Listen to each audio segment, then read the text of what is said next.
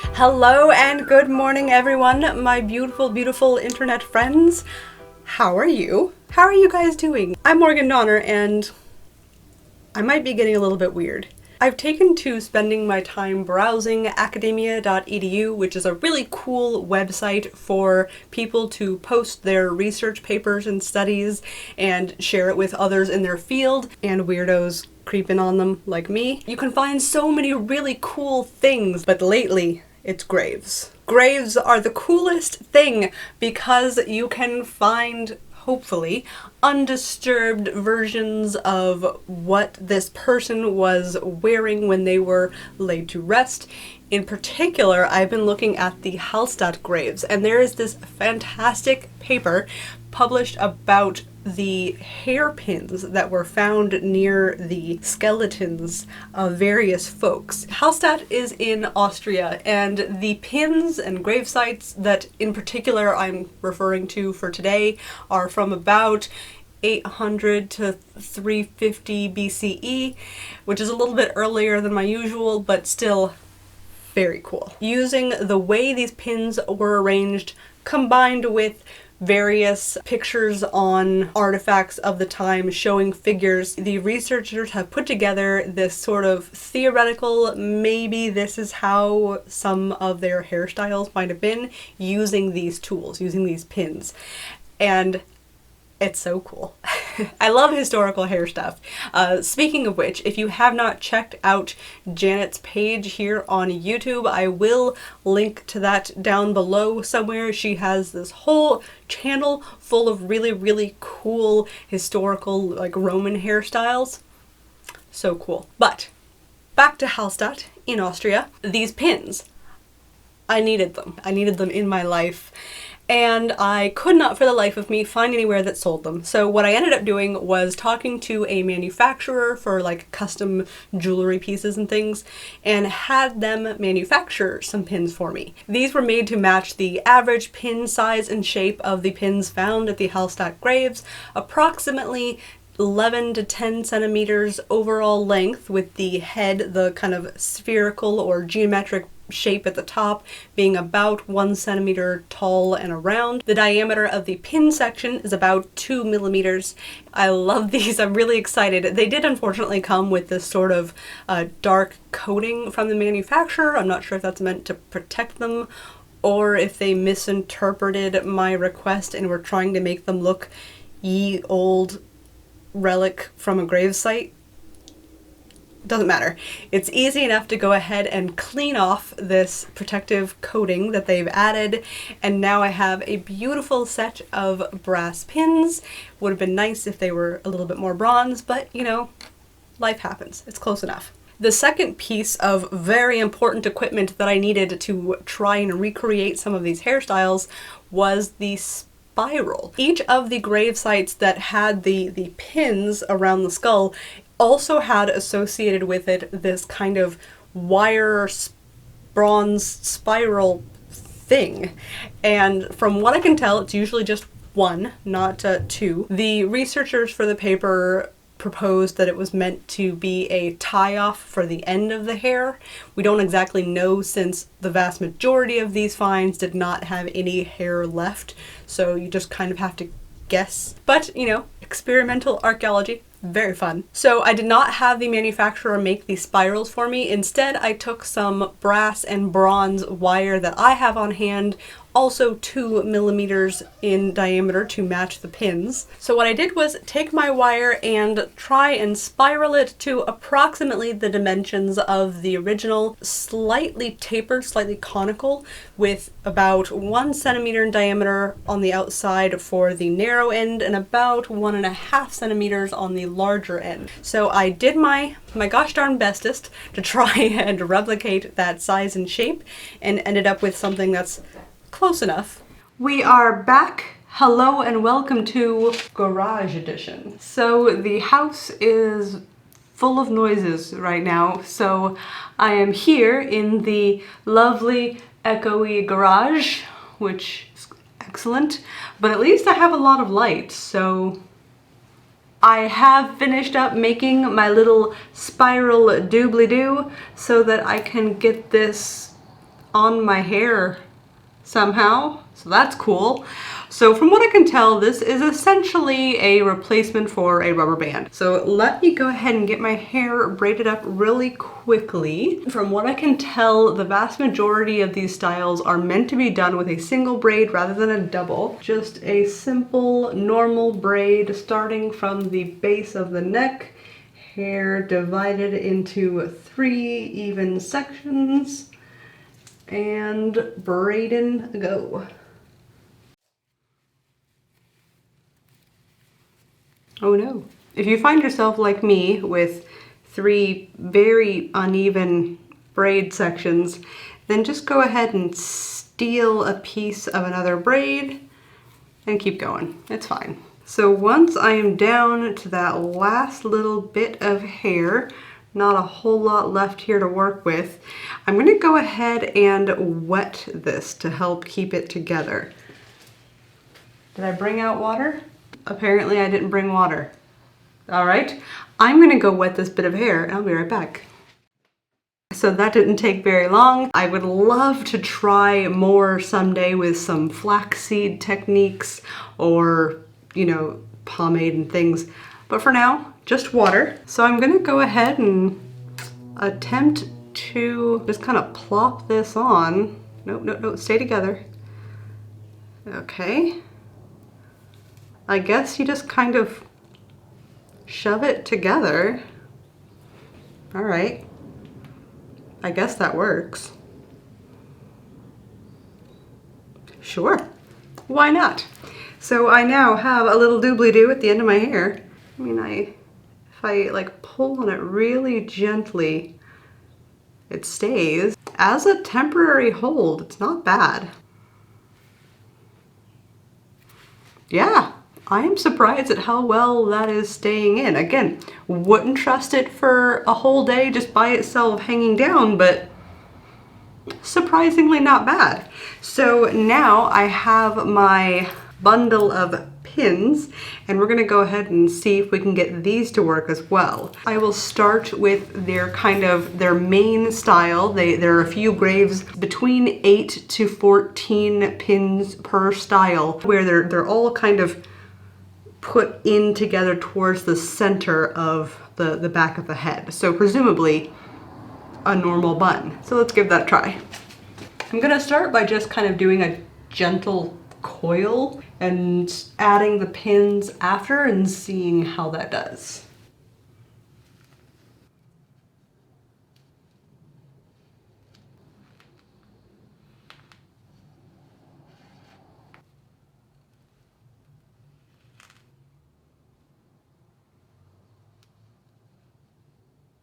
Oh no.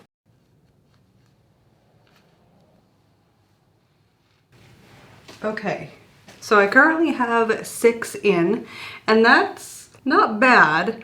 I did use them a lot like I use normal pins, which is to say, you know, if this is the scalp and then you have kind of a little bun of hair sticking on top of it, what I'll do is dig into the bun a little bit and then kind of like scoop up some scalp hair and then hide the rest of the pin into the bun. If I can, if I'm getting really clever and trying to make it stick as well as possible, I'll dig into the bun, scoop a bit of scalp hair, and then try and kind of wiggle it through the hair so that it's kind of really woven in there. And so that's kind of the technique I'm aiming for here. I think it works better with the double pins that we use modernly, but it's not bad. I currently have 6, and I guess I'll do 2 more. I'll do the full 8, the full minimum, I guess, of 8. I can see why we moved to double pins, because it's literally like a pair of pins. Clearly the superior option. Okay, but that's not bad. It feels fairly secure as I wiggle about. Not bad, not bad. Hopefully you guys can see that fairly clearly here. That works pretty well. Although I just realized that I don't have a center part, which is from what I can tell, the most common hairstyle up until relatively recently. Folks throughout history loved a good center part. I don't know if it's because they liked symmetry or what, but center parts seem to be super common all over the place for a very long time. Whereas I've gone for kind of a no part situation. All right, sure, why not? That worked pretty well. All I did was kind of gently swirl the braid around. I suspect that this would do a lot better if I gave it just a little bit more, I dropped a pin somewhere. If I gave it a little bit more twist, then I suspect that will hold a little bit nicer. So let's give that a try. The little spiral end holder doobly-doo here, rubber band replacement, it did okay. I could definitely feel it in the back being slightly in the way. I kind of wonder if when attempting to do the style, you know, if you were attempting to make this a sort of visually decorative element, would you then try and maybe either center it somewhere, maybe try and make it so that this ends up on the top, kind of center back of your head, or maybe you would try and make it be very kind of attractively on one side of your bun rather than kind of like just at a random awkward angle. That's something worth considering. Where'd my dropped pin go? Yeah. All right, we are ready to get back to work. Another thing that they mention in the paper is that there's this concept of not really necessarily knowing the context, I guess, of these hairstyles. Are they perhaps funerary only? Like these pins, perhaps these are traditional pins of some sort that are not used in just kind of everyday hairstyling. Maybe they are meant to be specifically funerary associated, like that. That's something that's very interesting to think about and consider when trying to replicate styles. You know, when you look at a painting, you see a really cool hairstyle or something, I feel like it's definitely worth considering what sort of context that original artwork was meant to be taken in. I've definitely seen some artworks that are clearly meant to be like allegorical figures or people representing various biblical figures, and you have a bunch of people in a painting that are representing this biblical scene that are clearly wearing ye old costumes, but it's so easy for us to not quite fully get that context. Ooh, that is surprisingly secure. I just did three pins, but with more twist as I was coiling the braid. And it's amazing how much more secure of a base that gives your pins to dig into. Nice. That's not bad. It's not bad at all. I've come back inside because I'm fickle, I guess. I'm in the mood for a change of scenery. I've also decided to change into a unfinished medieval dress because why not? How's your summer going, Morgan? Oh, you know, the usual. Alright, so the next style that I want to play with a bit is not that dissimilar, but instead of all of the pins going inward in kind of a towards the center style, instead they are kind of crisscrossed over each other at angles, creating kind of like a wreath. So I'm gonna go ahead and give that a try. This is often found at a slightly bigger diameter, so presumably instead of being a smaller bun type formation, it's more of a bigger kind of hair braid wreath, not unlike what I often wear. Although because I'm going to be doing this with just one braid, I'm not going to be able to do a braid across the top of my head. It's going to be more at the back of my head, but let's give it a try. Braid up first. Getting to near the end of my braid here. Oh, it's so bright. Could you calm down, please? So I've gotten to the end and I'm going to again kind of wet the ends here and kind of mush it together to help create a point. That's really the main thing that I'm after here in order to help get it inside the little spiral holder is to have it all be one piece, like this. In you go. There you are.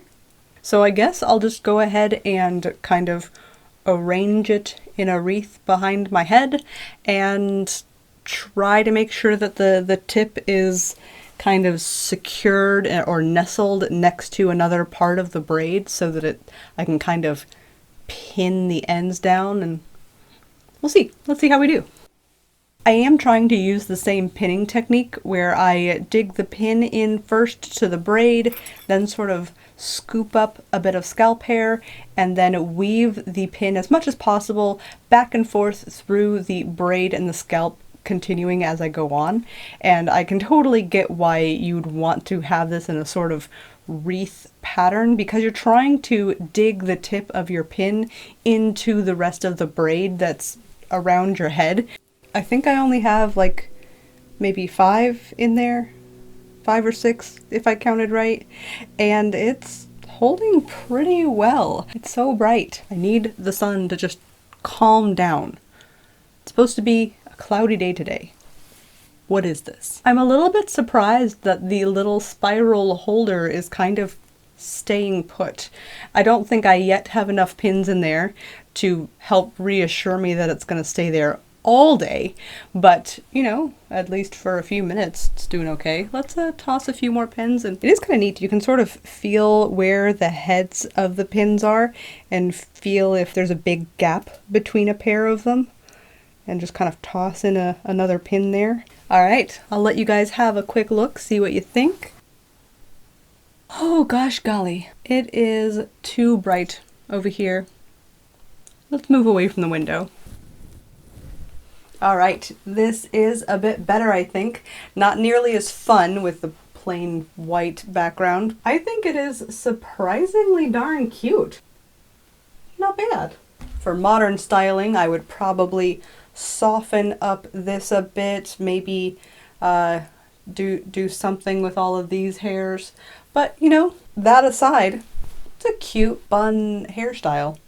Alright, what's next? Ooh, yes. Okay, so this next one is very fun. It's from a find that has a very different type of spiral. So instead of being even, nice, made beforehand, we have another one with a different type of wire that is a much rougher sort of spiral and only a few loops.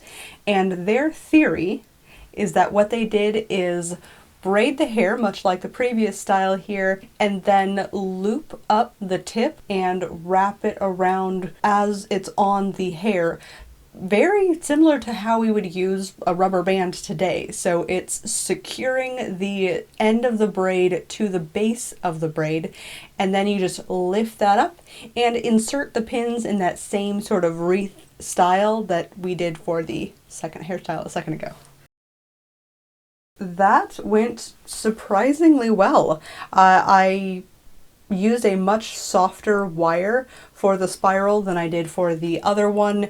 That way I could easily manipulate it around my hair kind of in real time. Research paper mentions, you know, it has very uneven sort of curves around it, as if it was maybe clamped in place once it was on the hair, and that worked. Like, I don't know that I would trust that loop situation that I did if left down, but once you've looped the bottom of your braid back up to the base of your hair and then pinned the whole thing up, yeah, this feels pretty dang secure. Let's see how it looks. I mean, not the worst. I think that if I could, it'd be nice to have a wire that matches the same color as all the pins, just because aesthetically that's very nice. If I remember correctly, I want to say the research paper said that that wire on the original was actually gold, which makes sense because gold tends to be pretty happy about bending over and over and over again, which is malleability, I think. Anyways, I will put a correction here if I'm wrong. It is a little bit harder though to control whether your little tips of the braid peek out. I think this works pretty well. What's next? The next one is a variant of this, although it comes from ones where the pins, instead of being at the back of the head or below the skull, they are above. So we are going to try a wreath around the top of the head, which means that we need to start out with the braid being kind of at the upper back of the crown rather than at the base of the neck. Let's make that happen really quick here. There we go. Go ahead and toss that on into my spiral.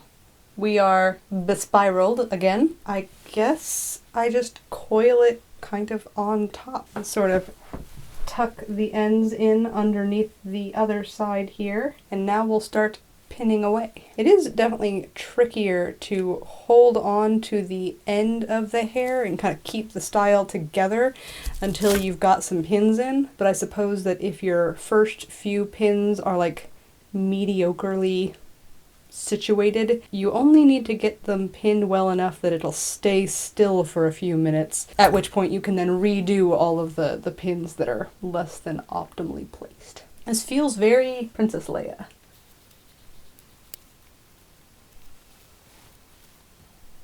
Again with the wispy hairs.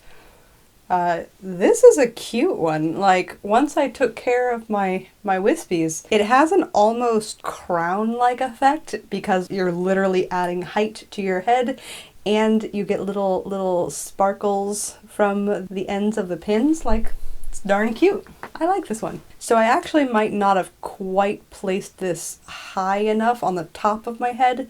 The reason being that one of the kind of theories behind this style is that you do see in the period depictions of women at the time, the kind of very stylized works that you see on pottery and things, is that they are clearly often carrying baskets on their head. They would have used those the braid to help kind of settle the basket, you know, give it kind of a good landing pad. And right now I have put the braid too far back for that. I should have started my braid just a little bit higher up and then it made the circle here kind of a round on top.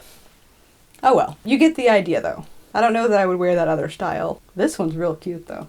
Let's see. Well, what happens if I, instead of tucking the thing behind the base of the front braid, what if I tuck it in front? Yeah, that gets it so that it's on top of my head rather than kind of a little bit further back. I don't think I'm going to do any basket carrying today, but that's something that might be fun to experiment with later. Next one is actually very fun because instead of the single braid, the theory involves double braids. And I love double braids. Center part it up. And now I'm going to go ahead and braid starting at the base of the skull, sort of behind my ears on both sides. And I'll meet you with you in a second. We are all braided up with our two unsecured ends here. And for the next one, the proposed style is that the ends are brought together. The two ends are put into our little spiral holder. Stay stuck together. Come on, guys. Work together. And now they are supposed to go up and over top, and then as much as we can, kind of pinning everything in place here. All right, maybe not as secure as some of our previous styles. All right, we are pinned in place. This style is meant to replicate some of the art that depicts women wearing veils with like a little hint of braid peeking out the side. And you know, I have a veil. Let me show you what that looks like. Of course, I say that and then I can't find one. So, you know, cool. That's what happens when you're not prepping for camping season like you normally would be. But that's okay. A veil is literally just a fun little rectangle of fabric, so it's easy enough to go cut one out. Now, my pins are not as sharp as some of the ones that were found on the originals, so I don't know. Oh, well, you know, I guess it doesn't matter. It still seems to pierce the veil just fine. The veil. The fabric I'm tossing on my head as a veil. The braids do kind of act nicely as an anchor point for the veil to sit on. You would probably want maybe a couple more pins to help anchor this in place and keep everything nice and secure, but that's the look. Again, not a lot of modern application per se for this particular style, but it's cute, it's fun.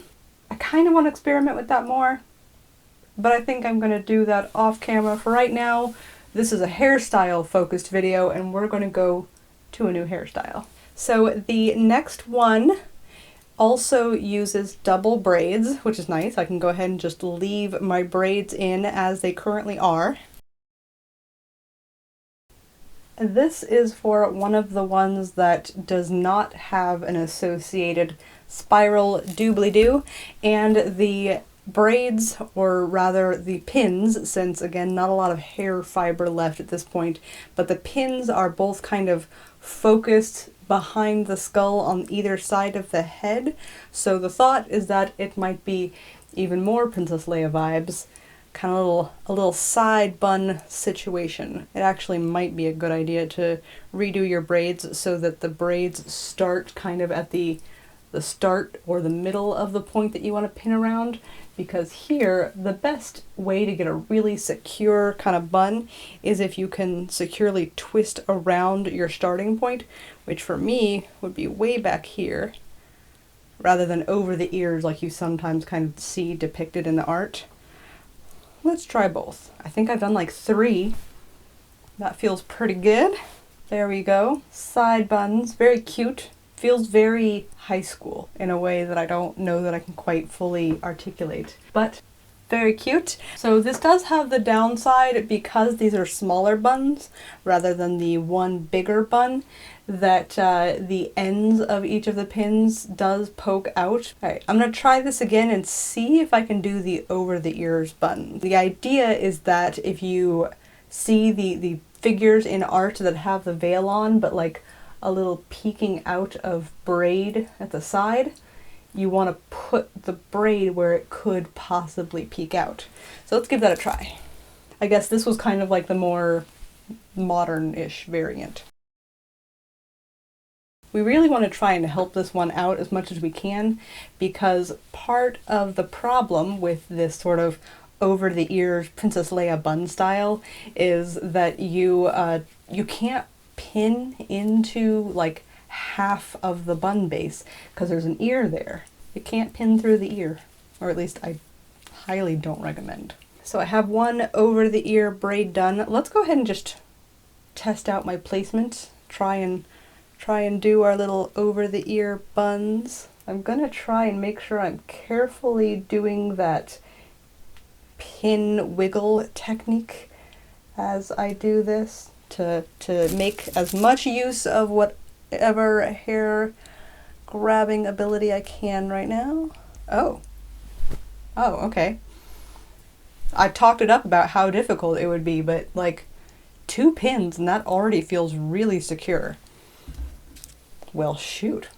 Apparently I don't know what I'm talking about. I tossed a 3rd one in there just for a little bit of added security, and that feels pretty dang good. All right, let's give the second try a go. All right, all done braiding. Let's see if this second side goes as smoothly as the first one. So did I? Something like that. Is that kind of even? Ish. Good enough. Let's see if I can get this one to pin as nicely and securely as the first. Well, shoot. That's only 2 and we're doing pretty good. That worked surprisingly well. I don't often do the like whole buns over the ears look, but it's kind of cute. Let's see the veil again. You would want to pin this in place with veil pins, kind of keep everything nice and secure as can be. But yeah, like that is pretty dang cute. Very fun. Do I want to go get my veil pins and like actually do a thing? No, that's for another time. Another video, maybe. I think I've actually already done that. So we are all done with the hairstyles. It was a lot of fun to read the research paper and trying to get my head around like how well single pins would work as opposed to kind of modern double pins. I should have guessed that it would be fine, but it was totally fine. It totally absolutely works, which is very cool. So even though I am done with the hairstyling portion of this video, I'm not done videoing just yet. I do want to show you guys really quick how you can make your own hairpins and spiral doobly-doo hairband. Are you in need of a good lounging game to relax to? Let me introduce you to June's Journey, a hidden object mystery mobile game, and they've added a fun new feature, Detective Lounge. Lounging? Detective Lounge? Eh? The lounge lets you share drinks in the cafe, join clubs, chat with your club members, and participate in competitions. There's a particularly exciting community contest happening right now called Mystery Lounge Murder Most Foul. That's foul with a W because puns. You can find out more about the contest and watch a super cute video series on the June's Journey Facebook page. If you'd like to join the challenge, make sure you use my link down below to download the June's Journey app yourself and try to make sure you can get to chapter 3 scene 4 so that you can join us in the challenge. June's Journey is free to download and available on iOS and Android, now including the new Detective Lounge update. Thanks to June's Journey for sponsoring this video. Hello, we meet again. So I want to start off with the spiral. I will show you really quick how to make that. I do have two different types of wire that I had ordered. Both of these are 2mm diameter wire, so they're relatively hefty as far as wire goes. One is bronze, the other is brass. So starting with our brass, which is a little bit softer and therefore will take that spiral shape just a little bit easier, I'm going to take a piece off here. Now I have been sanding down the edges anytime I cut off the wire because I don't want this sharp edge to get caught on my hair anywhere. So let's go ahead and sand this really quick. There we go. I think that's good enough. I'm just trying to get it rounded off. It doesn't need to be any particular shape. So I'm going to start by making a loop.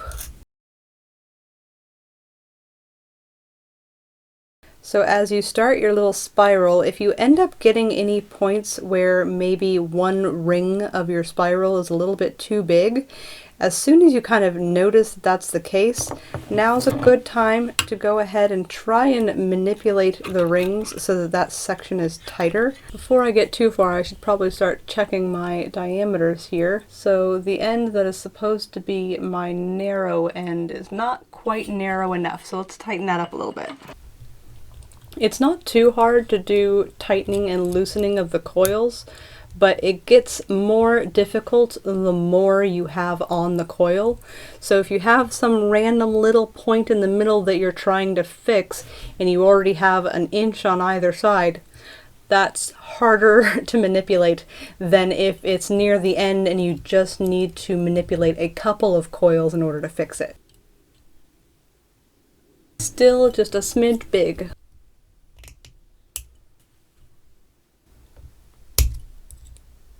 I'm sure watching me tighten coils is absolutely riveting.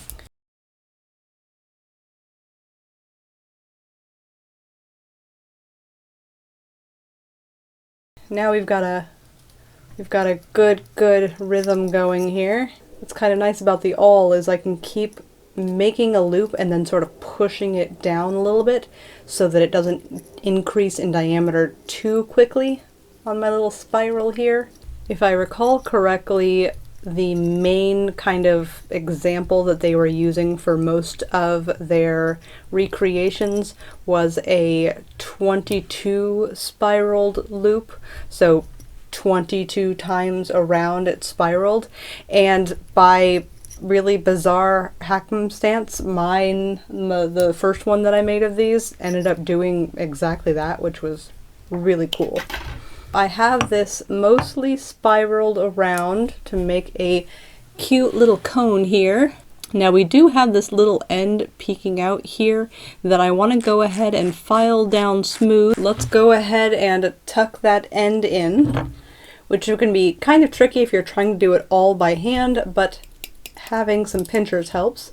I just kind of smush down on the spot where that uppity bit is. I have a feeling that the top of my cone is too big, so let me measure that. Oh, not by a lot. It's pretty close. It needs to be just a tiny smidge smaller, like 1 millimeter, but not bad. I know I'm sitting here kind of fussing over measurements a lot, but really in the end, you want to make it work the best you can for you.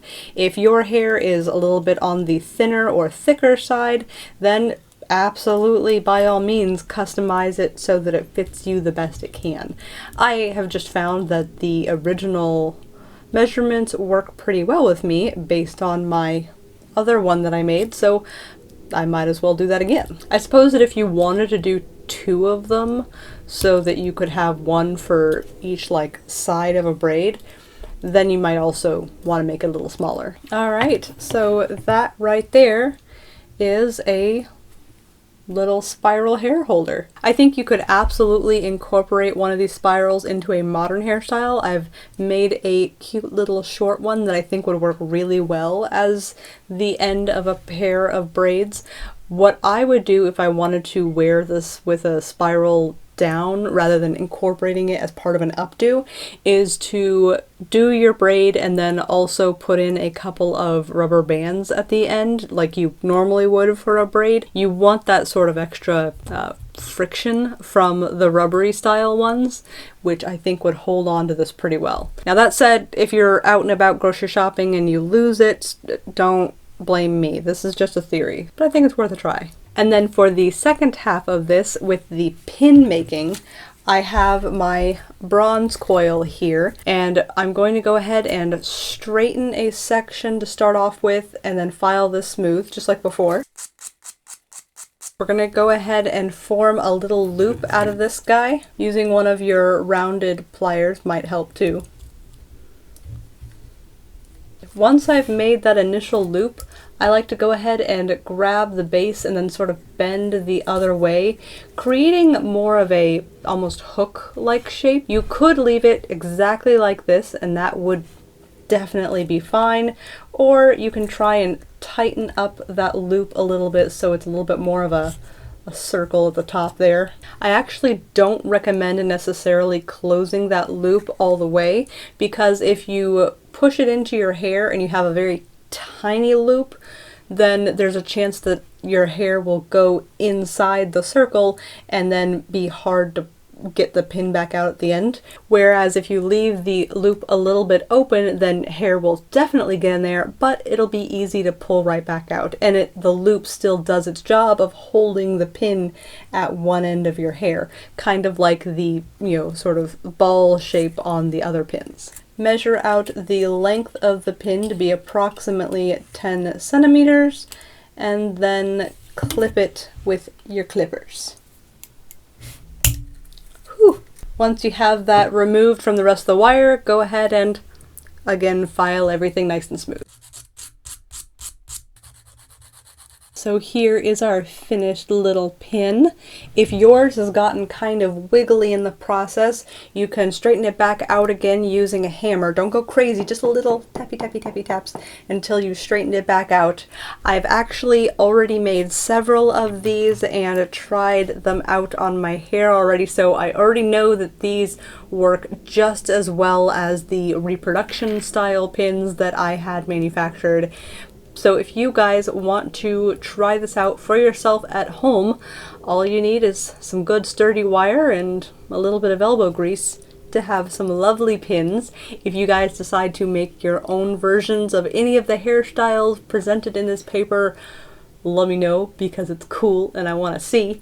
Also, oh my gosh, you should absolutely check out the paper. I'm going to make sure to include a link for that down below.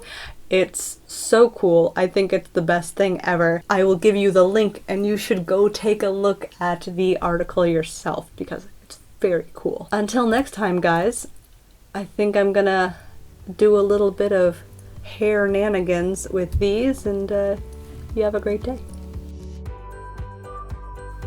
Thank you very much to Karina Gromer for this fantastic paper. Thank you also to the Anthropological Society in Vienna for publishing the paper, as well as academia.edu for kind of digitally hosting it.